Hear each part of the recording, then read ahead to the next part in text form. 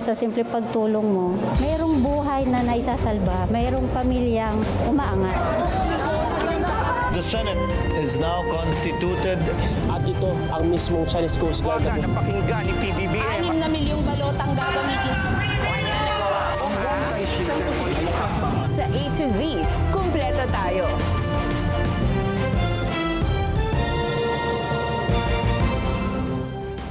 Luzon, Visayas, Mindanao at buong mundo. Ngayon ay Huwebes, August 21, 2025. Ako si Barbie Mulak at ito ang Balitang A to Z.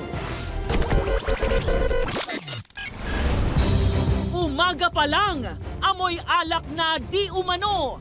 VP Sara may bagong hirit tungkol kay Pangulong Marcos. Extradition request para kay Kibuloy. Panglihis umano sa issue laban sa administrasyon, ayon sa abogado ng dating pastor.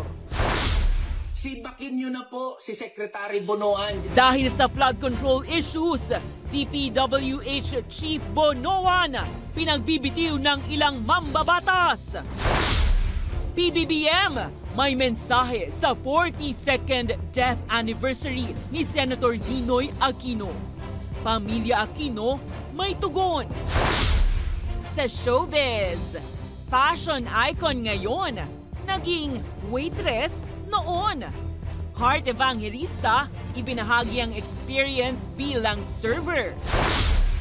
At Emily in Paris Season 5, first look photos, inilabas na. Magandang gabi, pambungad sa ating newscast. Matapang na bumuelta si Vice President Sara Duterte kay President Ferdinand Bongbong Marcos Jr. matapos ang bansagang failure o palpak ng Malacanang. Ang bagong alegasyon ng ikalawang Pangulo sa Presidente ng Pilipinas. Si PBBM anya ang failure dahil umaga pa lang amoy alak na umano si Marcos.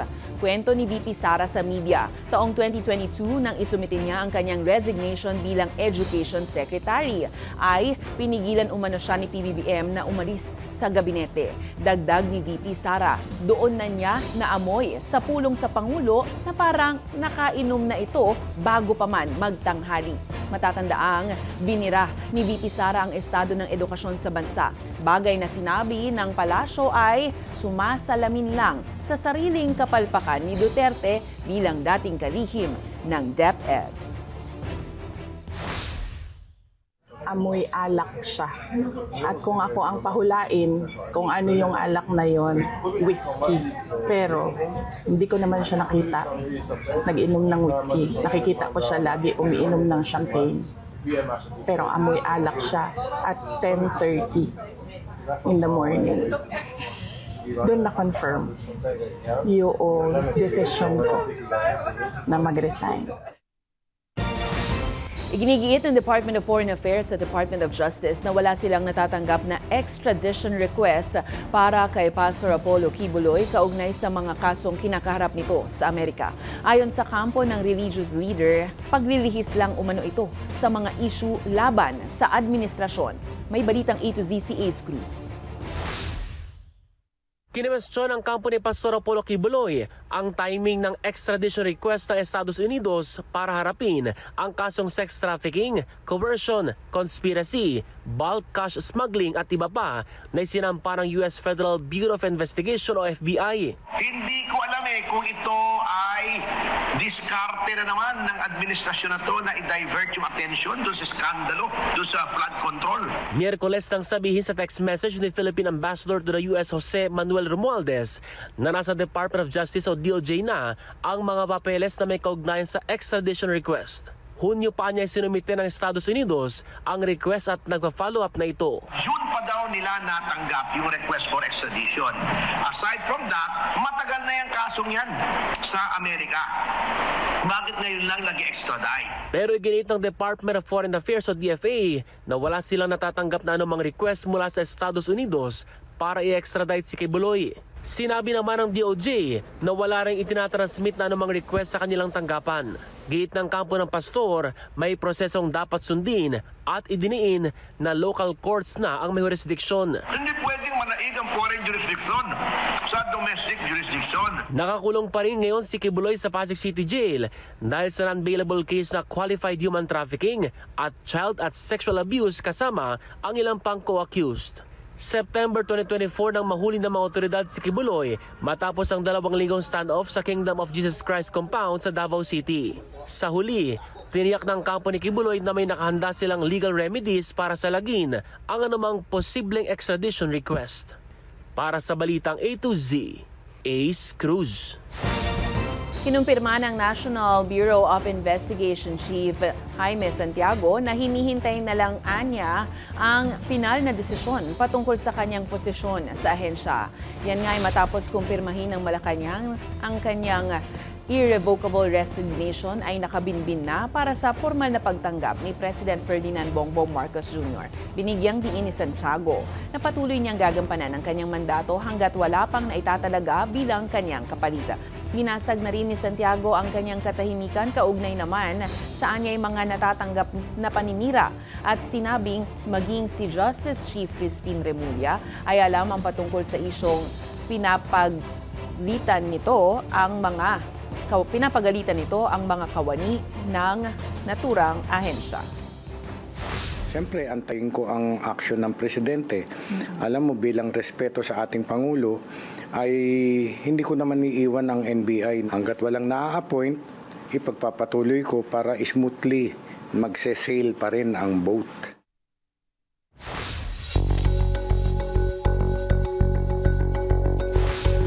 Bonoan resign. Yan ang panawagan ngayon ng ilang personalidad sa harap ng lumalalim na issue ng umano'y irregularidad sa mga flood control project.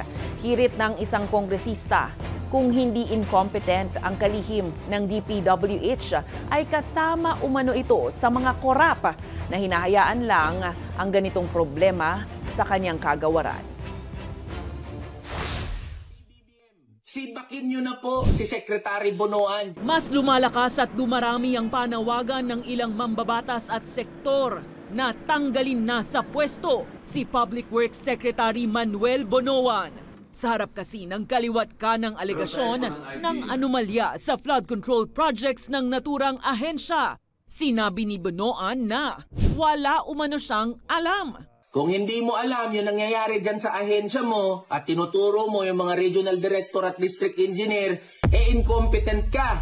At kung alam mo naman yung mga maanomalyang proyekto pero wala kang ginawa, di corrupt ka. Sa privileged speech ni Senator Ping Lacson nitong August 20, ibinunyag niyang aabot sa 1.9 trillion pesos na nakalaan dapat sa infrastruktura ang nawardas lang dahil sa korupsyon sa nakalipas na 15 taon.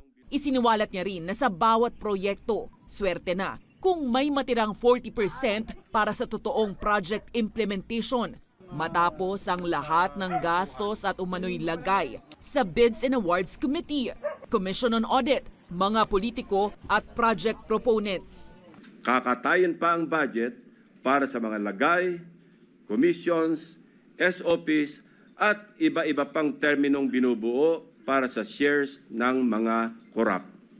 More than flood control, what the Filipino people badly need to see is grid control. Kaya naman maraming mambabatas ang nagpasalamat sa report ni Lacson at sinuportahan ang kanyang panawagan na mapanagot ang mga sangkot rito. Harap-harapan na pong niyanakawan ang taong bayan dahil sa kakulangan ng pananagutan. Our people deserve no less than truth, transparency, and justice.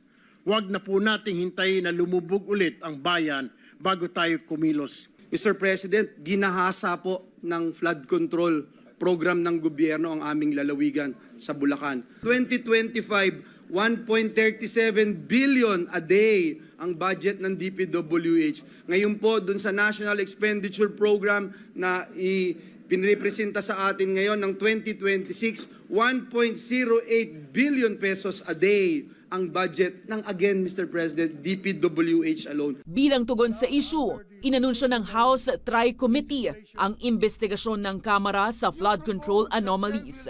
Bagay na kinontra ni Congresswoman Leila de Lima dahil sa anyay conflict of interest.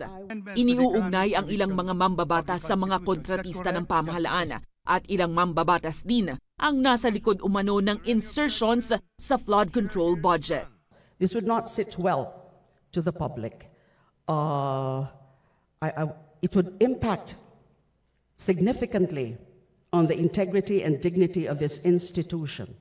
Si former DPWH Chief Rogelio Singson, sang-ayon din na dapat ay hindi ang mga kongresista ang mag-iimbestiga. It has to be third-party engineering companies, local companies who will inspect these projects and see to it that they are within reasonable amounts, that they mean they're really there to address specific problems.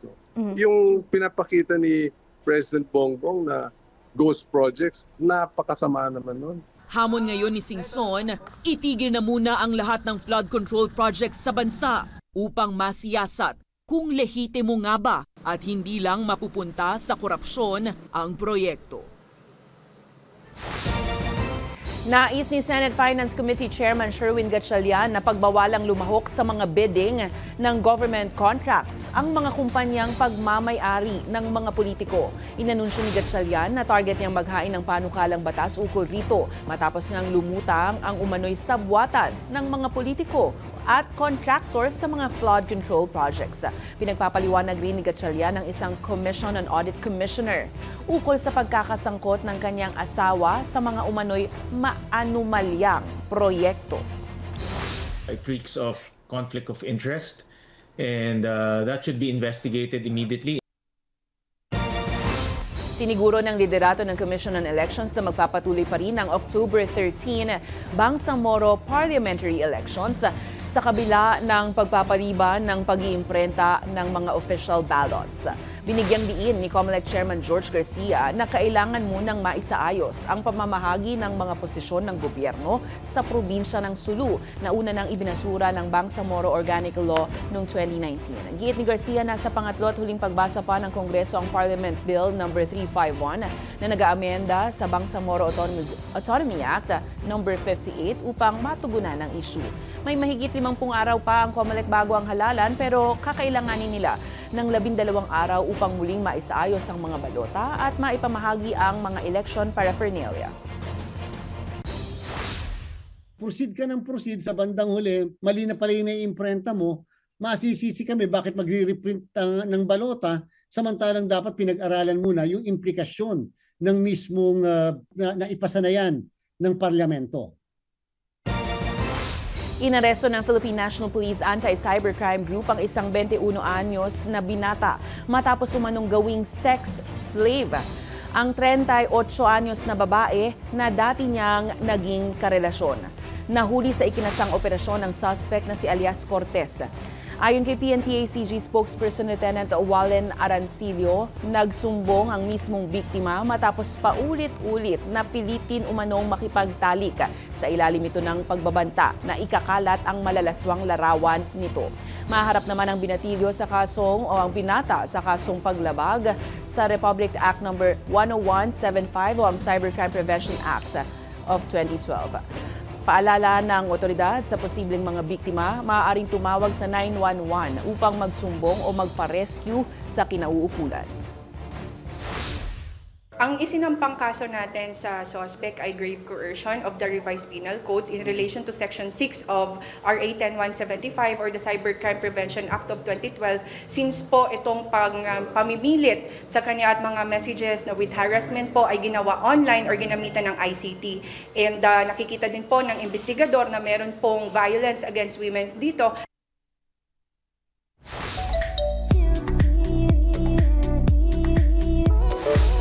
Dumalaw ang OPM icon na si Rico Blanco sa puntod ng namayapang kapatid na si King. Sa Instagram, ibinahagi ni Rico ang ilang larawan kasama ang mga pamangkin nang dumalaw sa puntod ng yumaong kapatid na si King para ipagdiwang ang kaarawan nito. Ayon kay Rico, ito rin ang kauna-unahang pagkakataong na-meet niya si Reyna. Yan po ang baby girl ni King na kalong-kalong ni Rico sa larawan. Matatanda ang pumanaw si King Blanco nito lamang May 2025. Susunod sa kakaiba, kalangitan sa Japan nagliwanag dahil sa fireball. At most anticipated animated film na Demon Slayer nag-premiere na sa mga sinehan. Abangan ang kumpletong ulat sa pagbabalik ng Balitang A to Z.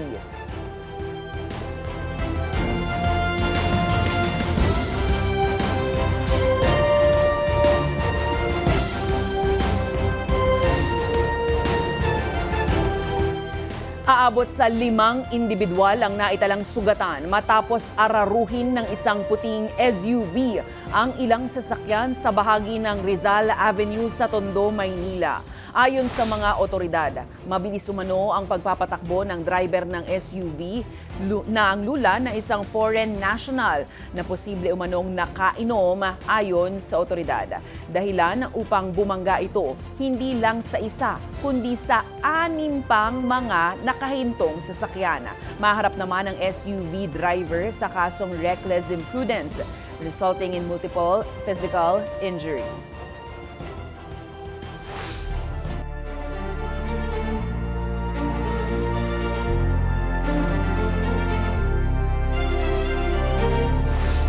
Nagsama-sama ang ilang grupo sa 42nd death anniversary ni dating Senator Ninoy Aquino para gunitain ang kanyang sakripisyo patungo sa pagkamit ng demokrasya. Naghayag naman ng mensahe si Pangulong Ferdinand Marcos Jr. sa paggunita sa araw na ito at may tugon riyan ang isang miyembro ng pamilya Aquino. Ang Balitang A to Z ni Naomi Almohano. Kulay dilaw ng mga bulaklak, kasuotan at watawat bilang pag-alaala sa yumaong si Benigno Aquino Jr. na nagbago sa takbo ng politika sa bansa.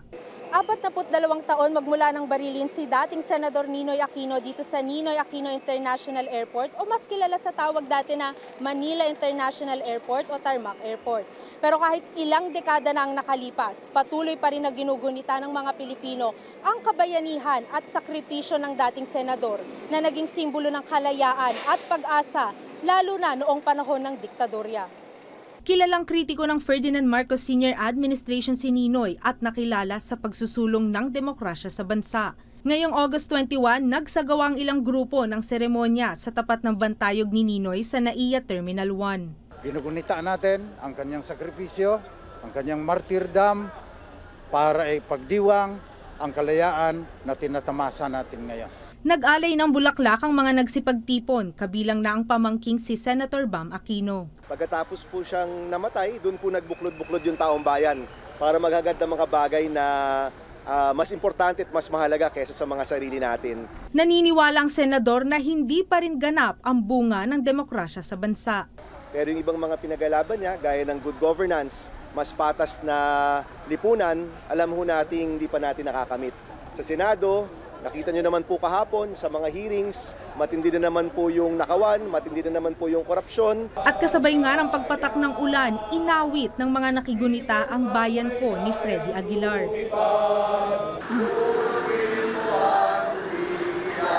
Nagsagawa naman ng motorcade ang August 21 Movement o ATOM. Dala ang mga watawat na may mukha ni Ninoy bago makiisa sa misa sa Manila Memorial Park sa Parañaque na dinaluhan ng mga anak ng dating senador na sina Balsi at Viel at panganay na anak ni Chris Aquino na si Josh. At para sa apo ni Ninoy na si Kiko D. There's no reconciliation without justice. Kanyang tugon ito sa pahayag ni Pangulong Ferdinand Marcos Jr. na ang paggunita sa araw na ito ay nagbibigay daan sa isang pamumuno na nagtataguyod ng reconciliation o pakikipagbati.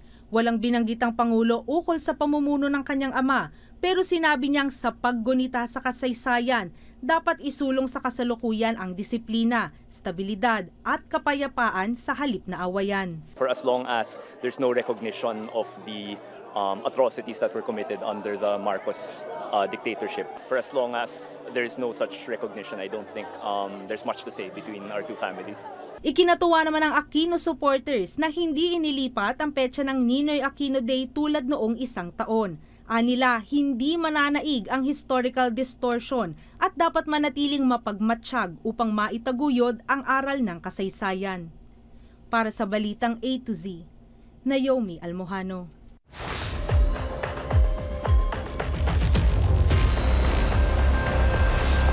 Muling umapela ang kampo ni dating Pangulong Rodrigo Roa Duterte sa International Criminal Court ng pansamantalang paglaya, isang buwan bago ang pagdinig sa kaso nito. Sa apela na inihain ng kanyang abogadong si Nicholas Kaufman, isang bansa umano ang nakahandang tanggapin ang kustudiya ni Duterte sa ilalim ng mga kondisyon na ilalatag ng ICC. Giit rin sa apela na wala umanong kakayahan si Duterte na magtago sa batas o kaya ay mag-intimidate ng mga saksi sa kaso. Una nang kinontra ng kampo ng mga biktima ang hiling na interim release dahil sa takot para sa kaligtasan ng mga testigo.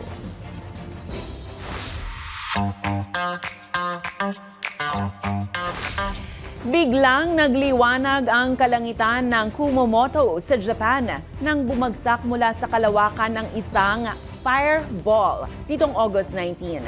Sa kuhang video ng netizens, tila nag-ala Kimi-no-nawa sa liwanag ang nasabing fireball. Kimi-no-nawa in real life nga ba? Pero paglilinaw ng mga eksperto, ang namataang fireball ay isang maliwanag na shooting star. Namataan din ito sa ilang bahagi ng Kyushu at Shikoku.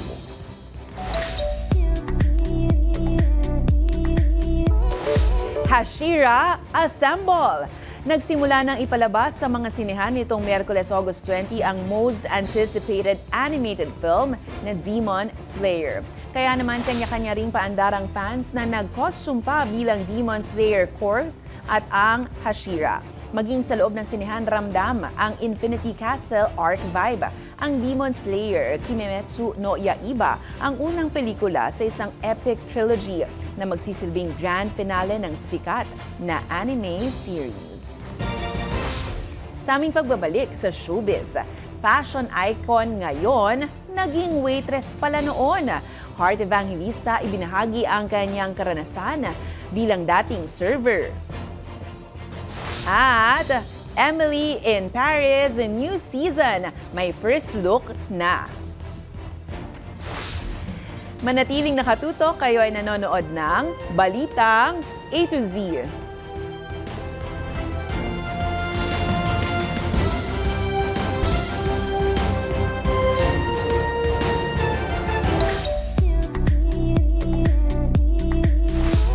From Milan to Paris, glamoroso talaga si Heart Evangelista. Pero alam niyo bang bago naging aktres at fashion icon, minsan na siyang nag-work sa kanilang family business na anyay naging good learning experience. Ano kayang trabaho ito? Samantala, Emily in Paris Season 5, kung excited ng fans, well, may pa-first look photos na para sa new season ng hit series. Ang chika sa Balitang A to Z Showbiz ni Lane Garcia. Hindi maitago ng fashion icon at aktres na si Heart Evangelista ang saya matapos maging bagong brand ambassador ng sikat na fast food chain. Sa media launch sa Makati, very blooming at excited si Heart sa bagong endorsement. Naikwento rin ni Heart ang kanyang experience sa food industry bilang dating server sa kanilang family restaurant. Doon ako natuto magbukat ng tray. Kasi dati din nag-waitress ako sa restaurant namin. Nagpakilig din ang tambalang Barbie Forteza at David Licauco o Barda sa naturang event. Samantala, idinrap na ang first look photos ng inaabangang Season 5 ng Netflix series na Emily in Paris. Ang nakaka-excite na balita ay inanunsyo mismo ng Netflix sa kanilang social media page. Siguradong may bagong adventures at kilig na naman na aabangan sa buhay ni Emily Cooper sa Paris. Nakatakdang ipalabas ang Emily in Paris Season 5 sa December 18. Para sa Balitang A to Z Showbiz, Lane Garcia.